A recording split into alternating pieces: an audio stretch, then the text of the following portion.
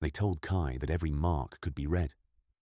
"Burn a candle," they said, "and the smoke will tell you who a man is.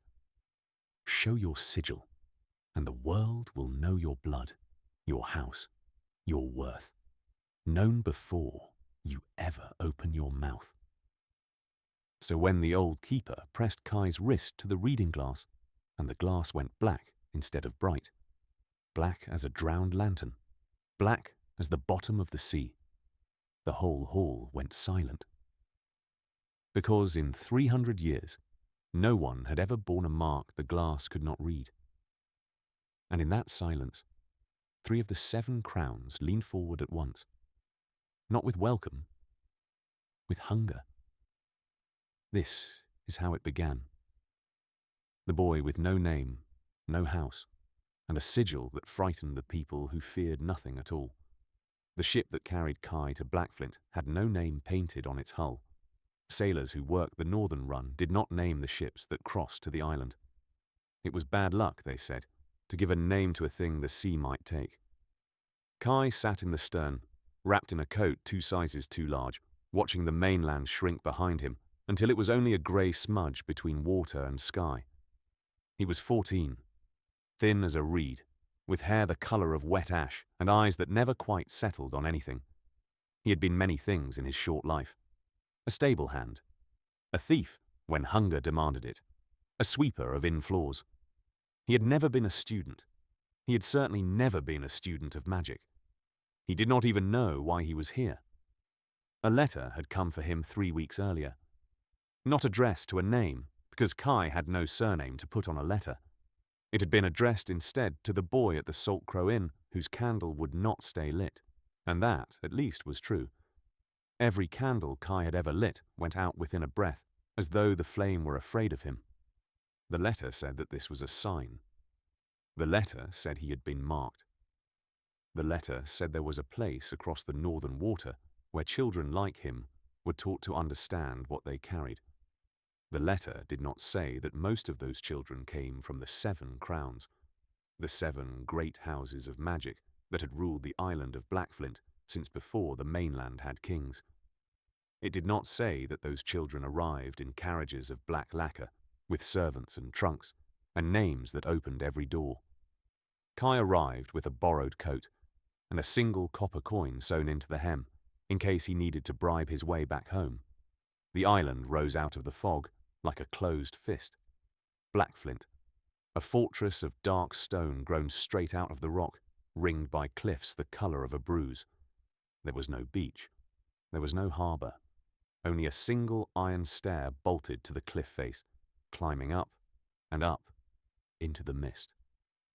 "Off you go, then," the captain said, not unkindly. "And boy, whatever they offer you up there, remember, the sea is always cheaper than a favour from a crown." Kai did not understand the warning. He would, before the night was out. The iron stair climbed for what felt like an hour. By the time Kai reached the top, his legs were shaking and his breath came in clouds. A gate of black metal stood open, and beyond it, a courtyard of wet stone where other new students waited in clusters. He saw at once that he did not belong. The others wore fine wool and fur trim. They stood in tight little groups by house, and Kai could read the houses even without knowing the names yet. You could see it in the way they held themselves. One group in deep blue stood straight-backed and still, like soldiers. Another in green and grey leaned close together, whispering, eyes flicking everywhere. A third, in white and silver, held themselves apart from everyone, chins lifted, as though the rain itself were beneath them. And then there was Kai, alone by the gate, in his borrowed coat, dripping. A bell rang somewhere deep in the fortress, low and long. A door opened, and the students filed into a hall so vast that the ceiling vanished into darkness above. Candles floated in the air, actual flames, hanging unsupported by the 100. And at the far end stood a raised platform of black stone, and on it a single object, a tall pane of dark glass in an iron frame. The reading glass. An old man stood beside it. He was bent and grey, robed in plain brown, with hands that trembled slightly. But when he spoke, the whole hall heard him, without him seeming to raise his voice at all. "You come to Blackflint marked," he said. "Every one of you carries a sigil, a sign of the magic in your blood. Tonight, you will learn its nature. Step forward. Press your wrist to the glass, and the glass will show us all what you are." One by one they went. A tall girl in blue pressed her wrist to the glass, and it flared a deep, steady gold. "House Varn," the old keeper announced. "The anchor, magic of binding and shield." The blue-clad group inclined their heads, claiming her. A boy in green and grey went next. The glass swirled a smoky violet. "The shadow," said the keeper, "magic of concealment." House Moran. Soft, knowing smiles from the whisperers. So it went. Gold for the anchor, violet for the shadow, deep red for the blood, a high, shivering silver for the magic they called the chime. Each child read. Each child sorted. Each child claimed by a house that had been waiting 300 years to claim them. And then the keeper's tired eyes found Kai by the gate. "You," he said. "The last one. Come." Kai felt every eye in the hall turn toward him. Toward the boy in the wrong coat, with no house standing ready to catch him. His mouth was dry. He climbed the platform on shaking legs, and the old keeper took his thin wrist in one trembling hand and pressed it to the cold, dark glass. The glass went black. Not the violet black of the shadow.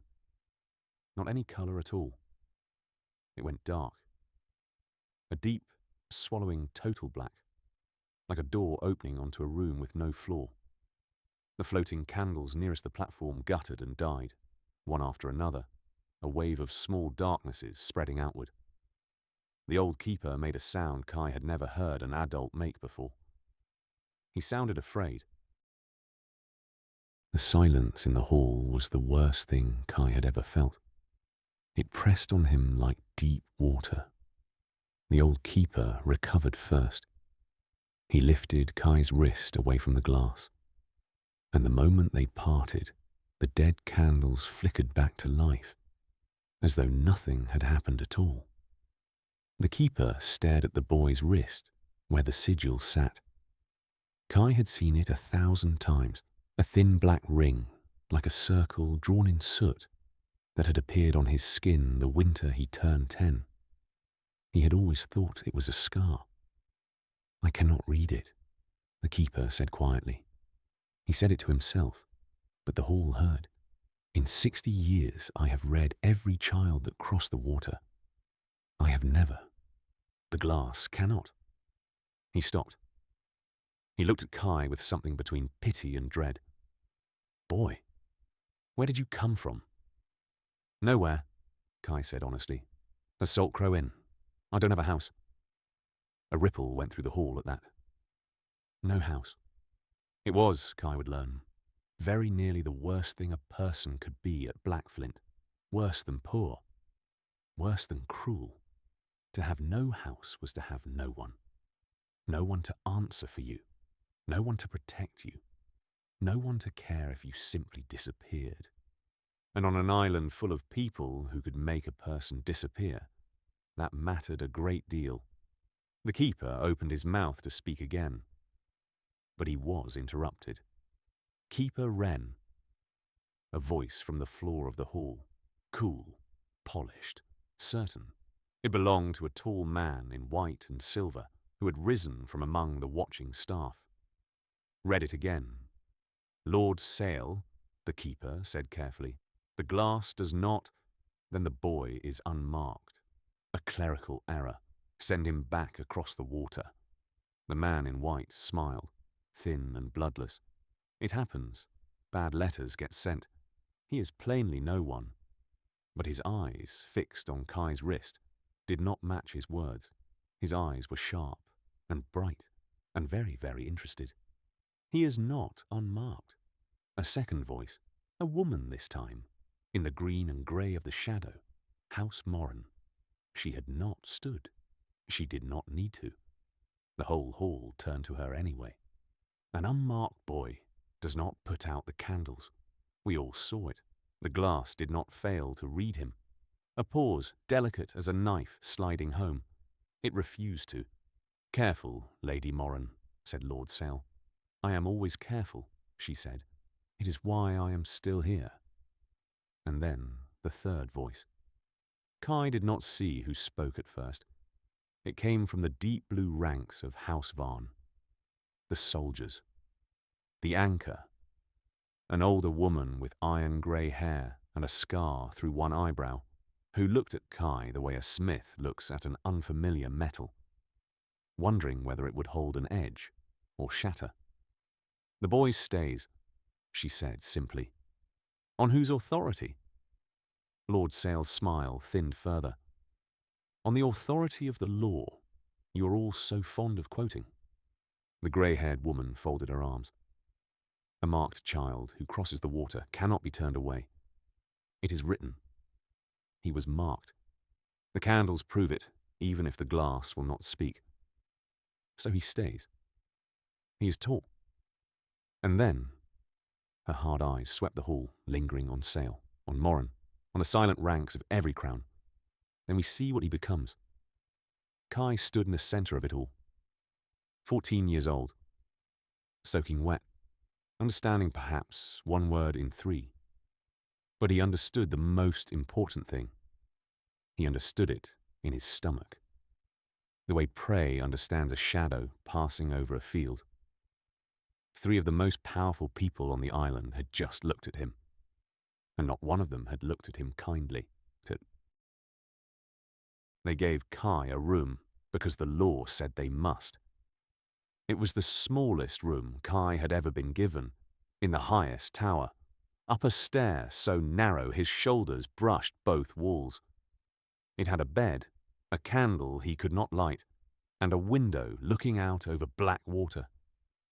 He should have been afraid. He was afraid. But he was also, and this surprised him, fed. There had been food at the meal that followed. More food than Kai had seen in one place in his life. And he had eaten until his stomach ached, because he did not know when such a thing would happen again. He was sitting on the narrow bed, full and frightened, when the knock came. Not at the door. At the window. Kai froze. He was in the highest tower of a fortress, on a cliff above the sea. There was nothing outside that window but 100 feet of falling. The knock came again. Polite.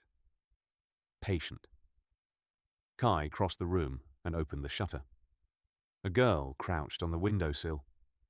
She was perhaps his own age, dressed in the green and grey of House Moran, and she balanced on the narrow stone ledge, as easily as if it were a garden path. How she had got there, Kai could not begin to guess. Her eyes were the same flickering, everywhere at once eyes he'd seen on the whisperers in the courtyard. "You're the unreadable boy," she said. It wasn't a question. "The whole island will know by morning." I wanted to be first. She tilted her head. "May I come in? It's a long way down, and I'd rather not discuss business while clinging to a wall." Kai stepped back. He did not say yes, but he did not say no, and the girl took that for invitation, sliding through the window and landing soundless on the floor. "I'm Wren," she said. "House Moran. Don't trust me." She smiled when she said it, and the smile was the strangest thing, because it was honest. "There, now I've told you the truth, which is more than anyone else on this island will do tonight. So you owe me a little." "I don't have anything to owe with," Kai said. "You have the most valuable thing on Blackflint," Wren said. You have a question no one can answer. Do you have any idea what you are, Kai No House? I'm nobody, Kai said. There's been a mistake. Wren laughed, quietly, so it would not carry down the stair. Oh, that's good. Keep saying that. Say it to everyone. Let them all think you believe it. She crossed to the window and looked out at the black sea, and for a moment the cleverness dropped out of her face, and something younger showed underneath. Listen to me, because I won't say it twice, and I won't say it kindly. 3 crowns looked at you tonight. House Sale wants you gone, because a thing they can't read is a thing they can't control, and Sale does not abide what it cannot control. House Varn wants you alive, because the old soldier thinks you might be a weapon, and Varn collects weapons. And my house, she turned back to him, my house wants to know your secret before anyone else does, because that's what we trade in. Secrets. And you, Kai, are the biggest secret to wash up on this rock in 300 years. Kai sat down slowly on the bed. And which of them sent you? For the first time, Wren looked genuinely pleased. There, she said softly. That's the right question. That's the first thing you've said all night that wasn't, I'm nobody. She moved back to the window, 1 foot already on the sill.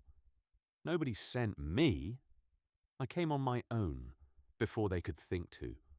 Which means right now, tonight, I'm the only person on this island who's talked to you without orders. She crouched in the window frame, green and grey against the dark. Remember that. When they all come for you, and they will come, Kai. Remember who knocked first, and knocked alone. Why? Kai asked. Why warn me at all? Wren paused. The wind tugged at her hair. Because I've been on this island my whole life, she said, and I have never once seen the glass go dark. I've never seen Lord Sale afraid. I saw both tonight. She smiled again, and this time there was no honesty in it at all. Only hunger. The same hunger Kai had seen on the faces of the crowns. I want to be standing next to you when we find out why. And then she was gone. Out the window, onto the wall, into the dark, soundless as her house's own magic. Kai sat alone for a long time after that. Then he held his wrist up to the moonlight and looked at the sigil he had carried since he was 10. The thin, black ring, the mark no glass could read, that frightened old men and great lords alike. And as he looked at it, tired, full, more afraid than he had ever been, he thought he saw it move. Just slightly, just once. The black ring tightened, the way the pupil of an eye tightens when a light is brought near. As though, deep underneath his skin, something had heard everything that was said tonight. As though it too was waiting to find out what he would become. Kai pulled his sleeve down fast and lay back on the narrow bed, heart pounding, and stared at the dark ceiling of the smallest room in the highest tower of Blackflint. He had come here with a borrowed coat and a single copper coin, and the certainty that there had been a mistake. He was beginning to understand there had been no mistake at all. In the morning, Kai would learn his first lesson in magic. In the morning, 3 houses would each send someone to find him, and in the morning he would discover that the smallest, oldest law of Blackflint, the law that said a marked child could not be turned away, had one exception. One, written in the same ancient hand, at the very bottom of the page, unless the child's mark cannot be read. Lord Sale had read the law more carefully than anyone, and Lord Sale was already awake. That was Sigil and Ash, Episode 1, The Unread Mark. The story continues in Episode 2, The Bottom of the Page, Kai's first morning at Blackflint, his first lesson, and the first person who tries to make him disappear. Subscribe to follow Kai's story from the very beginning.